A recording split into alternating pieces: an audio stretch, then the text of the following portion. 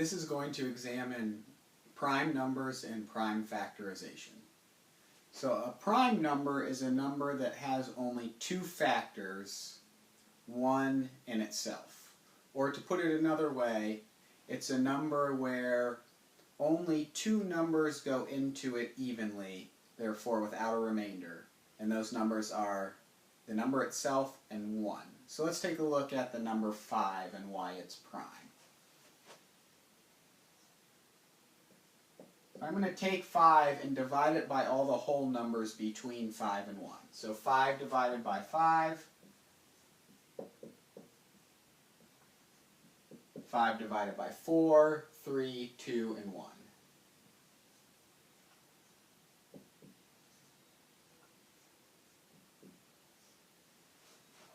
When I do that, I end up with 5 divided by 5 is 1.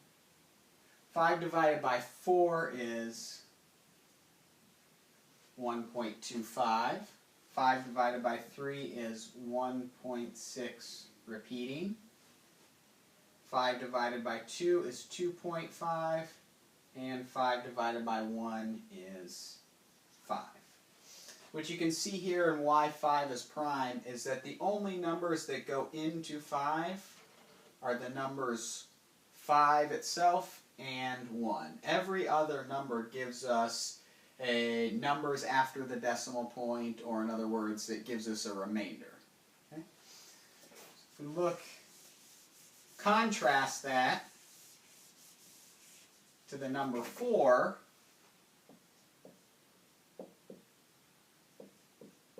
and divide 4 by all the numbers between 4 and 1. What we get is 4 divided by 4 is 1. 4 divided by 1 is 4. And 4 divided by 3 is 1.3 repeating. However, 4 divided by 2 is a whole number. So in addition to the number itself, 4, and in addition to 1, there is another number that goes into 4 and evenly and does not give us a remainder. So that's why 4 is what we call composite, therefore it's not prime, and 5 is a prime number. So, prime number is a number that has only two factors,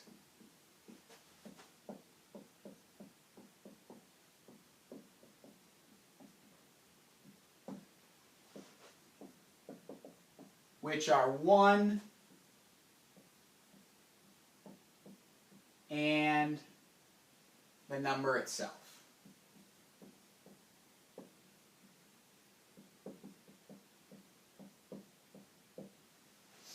So just to give you an idea of some of the other prime numbers, I'll write them over here.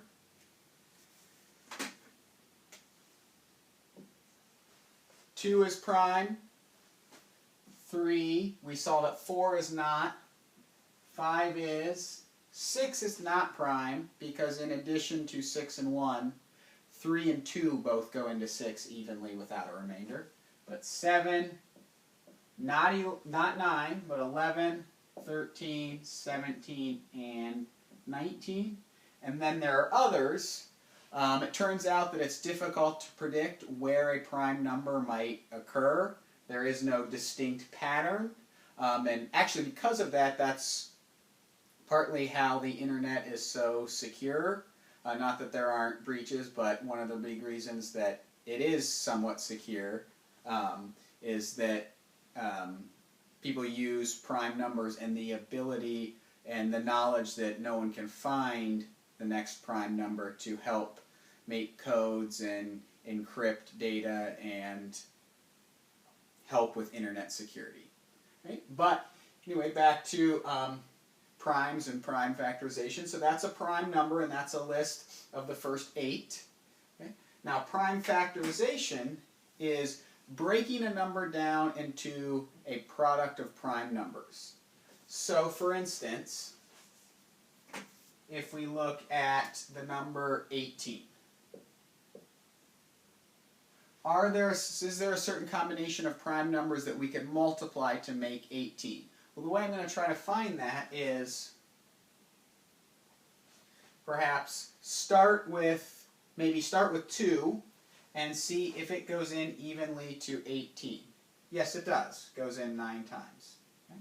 All right, so I have a prime number here, and then I'm going to keep breaking down non-prime numbers, also known as composite numbers.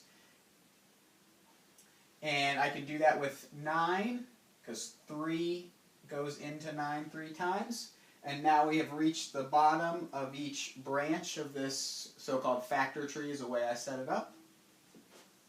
So it turns out 2 times 3 times 3 is the unique product that makes the number 18. This does not make any other number.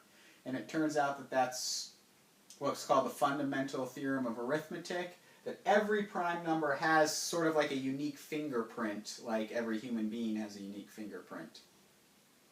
Every number can be broken down into a unique combination of a product of prime numbers. Okay?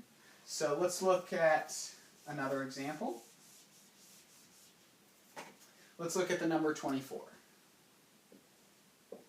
Now, one way to do this is to start with maybe the first 8 or 9 or 10 prime numbers and see, starting from 2, see which ones go into the number you're given, and then move on if the lowest number does not go in. So we'll start with 2.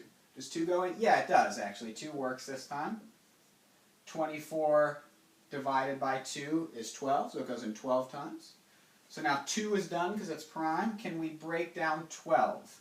Is 12 prime? No, so that means that there are other numbers besides 12 and 1 that go into 12, and they are 3 and 4. Work?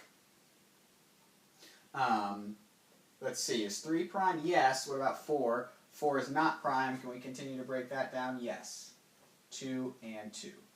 So the answer, or the prime factorization of 24 is 2 times 3 times 2 times 2. What I like to do to make sure I don't miss any is circle the end of each branch so that I capture every single prime number when I'm prime factoring. Okay?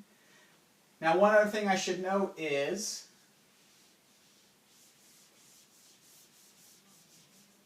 did I necessarily have to start with 2? Or do I even have to actually start with a prime number? No, you can start with any numbers that you see that go into that number. So for instance, I could start with 6 and 4. They both multiply to make 24. Are they prime? Nope, neither one is prime, so I'm going to continue to try to break both down. 3 times 2 equals 6, and 2 times 2 equals 4. And so that leaves us with 3 times 2 times 2 times 2. If you want to rewind the tape, what you'll notice is that this is the exact same answer as the previous answer. Now, it might be in a different order. This time I wrote the 3 first. But since 3 times 2 is the same thing as 2 times 3, the order in this case with multiplication does not matter. So the answer is still going to be the same no matter where you start. You'll always end up with the same end. Okay? So that concludes this video. I'll do one more example, though, if you need it.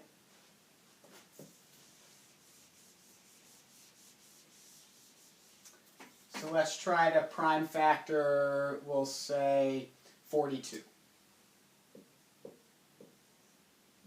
So what we're going to do is we're looking for those primes that multiply to make 42, that combination, whatever it might be. So one way, again, we can start by is if you, off the top of your head, see two numbers that go, a number that goes into 42 evenly, you can find that number and its partner and start breaking down. Or you can just start with the prime numbers. So, start with 2. Does 2 go into 42? Actually, yes, it does. And you could check that on your calculator. 42 divided by 2 is 21. No remainder. Is 2 prime? Yes, so it's done. Is 21 prime? No.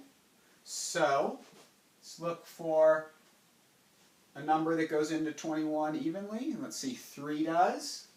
3 times what equals 21? 7. Is 3 prime? Yes. 7? Yes. So all of these make up the prime factorization of 42. 2 times 3 times 7 is the unique fingerprint for 42.